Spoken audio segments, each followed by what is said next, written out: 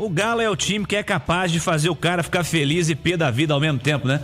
Durante esse jogo foi tipo essa história aí. É um negócio inacreditável. O Galo finalizou 26 vezes no jogo. 26 finalizações no jogo. Teve gol anulado. Teve jogada contestável da arbitragem no primeiro tempo, né? Com a arbitragem protagonista aí no primeiro tempo, de pênalti não marcado, de gol anulado, de expulsão que não rolou. Enfim, teve tudo isso e muito mais. Mas é incrível, cara. É incrível. Ô, Edu, é assim, eu dizia, né? É o time que é capaz de fazer o cara ficar feliz e pé da vida no mesmo recorde de tempo, né, Edu? Sem dúvida, Cirilo. Eu falei, é impressionante a capacidade de autossabotagem do Atlético. Porque olha o primeiro tempo que o Atlético fez, cara. De domínio absoluto, de muitas finalizações, empurrou o Juventude para o campo defensivo. A equipe da casa foi absolutamente vaiada pelo seu torcedor, cobrada.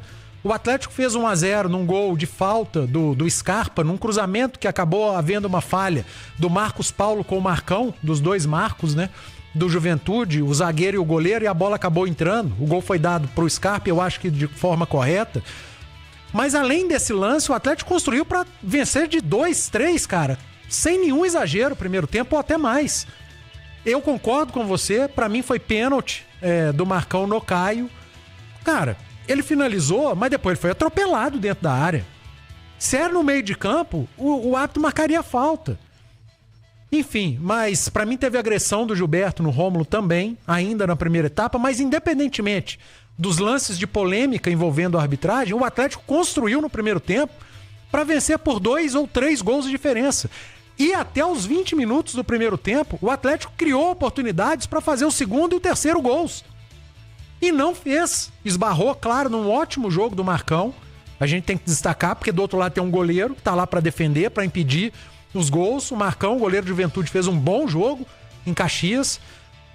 Mas quando você cria, perde, você tá o tempo inteiro flertando com o empate.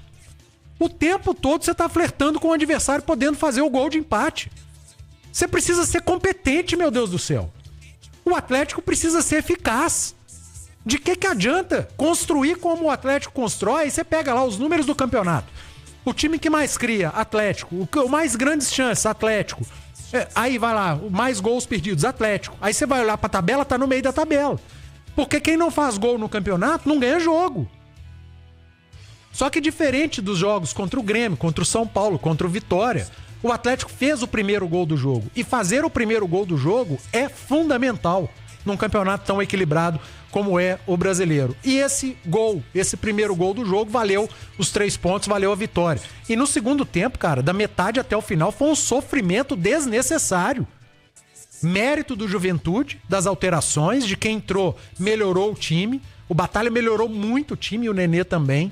2 alterações feitas no intervalo. Mas aí, por que o Cuca só foi mexer aos 33 minutos do segundo tempo num Atlético que tinha sucumbido fisicamente? Será que o problema é só do Cuca? Ou ele olha pro banco e não tem um jogador que vá fazer a diferença, né? Ou que vai manter o nível? Porque com Franco e Menino, você olharia pro banco e teria Fausto. Poderia ter o Rubens. Hoje, não tinha Franco e Menino, você tinha Fausto e Rubens no jogo, no campo. E pra reforçar o time fisicamente, quem tá no banco? O Patrick, que não joga. Garotos da base, que pouco jogam. Poderia ter colocado um Saravia, mas o Natanael não estava mal no jogo. Pelo contrário, fez um jogo muito bom.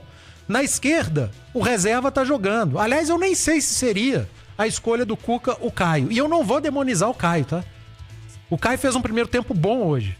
Foi bom o primeiro tempo do Caio. E ele cometeu um erro que quase foi capital.